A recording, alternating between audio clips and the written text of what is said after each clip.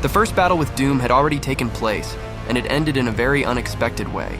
What happened to the ruler of Latveria? Where will the island get a lot of evil from? Did Hope fulfill an ancient prophecy? Why are we still in danger? And what does Mephisto have to do with it? Looks like the perfect order that Doom wanted to bring to the islanders is not yet in sight.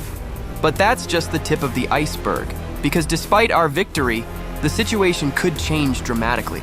And today we will try to find all the pitfalls that pose a danger to the loopers. So pop some popcorn and get comfortable, and here we go. Doom lost after all. The loopers' plan was very simple. First, we baited Victor with the beacons on the forge, and then we unleashed the power of the entire community on him to destroy his special armor. Yes, that giant streak is not Doom's health, but his armor. Armor that, near the end of the event, looked like a sieve. Anyway, it didn't last, and after almost an hour, Doom was sent straight into the rift, which was opened with the last installation. But this victory was not without losses for the Resistance. My brother Willie, who helped us all this time, tragically died. So I suggest you honor the memory of a true hero in the comments. But that's not all, because we almost lost Jones, who was on the verge of death. And if it wasn't for Hope, who covered him in time with her shield, that would have been the end of Legend's story. Hope, however, had gotten the brunt of it. She hit with her shield, absorbing Pandora's energy, which left a serious burn on her arm. So my theory from last week's video is, shall we say, half true. Hope may not have lost her arm, but that scar will definitely stay with her for the rest of her life. And apparently, Hope did fulfill the prophecy that the Oracle foretold. At least Doom was defeated. Personally, I was left with the question, was it the victory that lurked in defeat? After all, the loops actually lost exactly once when Pandora's armor was completed. But personally, I think this is just the calm before the storm, because right now it's not really clear what really happened to Doom. What's interesting here is that 3 rift beacons were cast in different parts of the island. In Grand Glacier, Brawler's Battleground, and Restored Reels. Another one could be seen in the trailer during the event, but its fate is unknown to me because I didn't notice it during the battle on the pond. If you know what happened, write in the comments, but I have one guess. Maybe this beacon went with Doom to the dimension where Stark and the heroes sent him. And if you look at the broke beacons, you can see that there are pumpkins lying near each of them. And as we know from the leaked Fortnite Mayor's Halloween event poster, it is the overgrown pumpkins that will appear around these beacons. Perhaps our heroes sent Doom not back to the reality of Marvel 616, but to the reality of nightmares, which is literally swarming with all kinds of monsters and monstrosities. It's quite possible that it was this nightmare universe that was shown to us back at the Big Bang event almost a year ago. In that case, their doom couldn't harm ordinary people, and everyone would have been happy. However, why then during the Fortnite Mayor's event, there will be giant pumpkins and all sorts of evil things on the island? I believe that one of the rift beacons could have been moved along with Doom, and it is with his help that the evil genius will be able to come back, letting all sorts of nightmarish evil things into zero reality. Also, if you look closely at the moment when the rift opens, you can see that it literally pulls the power of Pandora's box out of Doom. And here I have 2 theories. The first and simplest one is that Victor was actually stripped of all his powers that he got from Pandora's box. If this is true, then Dr. Doom can be safely forgotten, because he is unlikely to return to the island.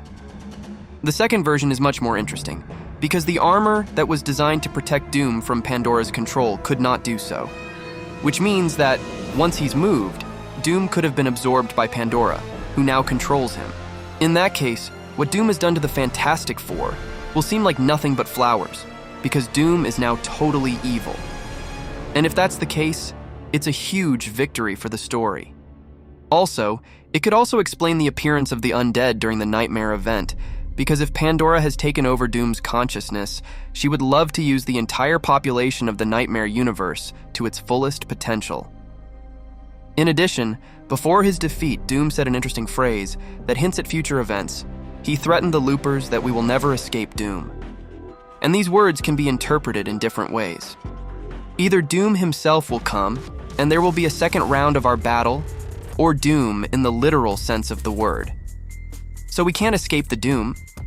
And this is where it gets interesting, because Pandora may not just be returning to the island to avenge all the loopers for the defeat of Doom. If she does take control of Doom, she will obviously be aware of the existence of a zero point through which she can penetrate and desecrate an infinite number of universes. It's also interesting that Stark says Doom always has a trump card up his sleeve. So even in the event of defeat, Doom had his own trump card for revenge. And that trump card could very well be his forge. Ever since the start of the season, Doom's forge had been the center of attention. It stood out from his castle and other places on the island. As we suspected at the time, Doom was probably going to summon Mephisto. At least that's what the various pentagrams and runes in the tower hinted at. In addition, the game files from the very beginning of the season contain references to Mephisto, which are also connected to this place. However, Doom himself went to walk around in a distant universe, and we never saw the Lord of Hell. And then I thought, what if, just like the rest of the heroes and villains whose exhibits lie in the castle, Doom has already defeated Mephisto? And all this time, he was right in front of the loopers, namely imprisoned in the forge. And those pentagrams were needed not to summon Mephisto, but on the contrary, to contain him. All the more reason to face the Red Demon in person in the next update. And perhaps now that Dr. Doom has been defeated, the seal restraining Mephisto could be broken or weakened, which will allow him to go free.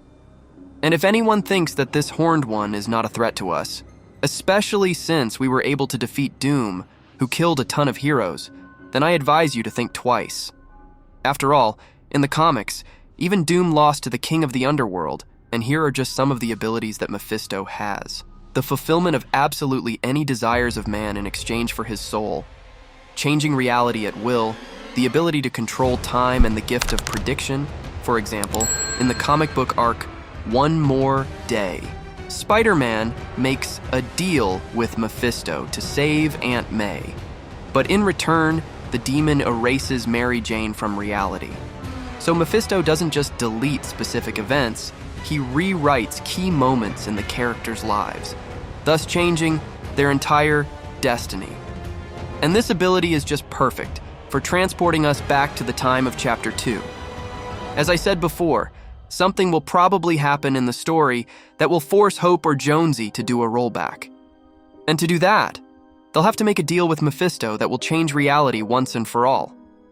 And most likely, it will happen at a full-fledged event on the very last day of the season.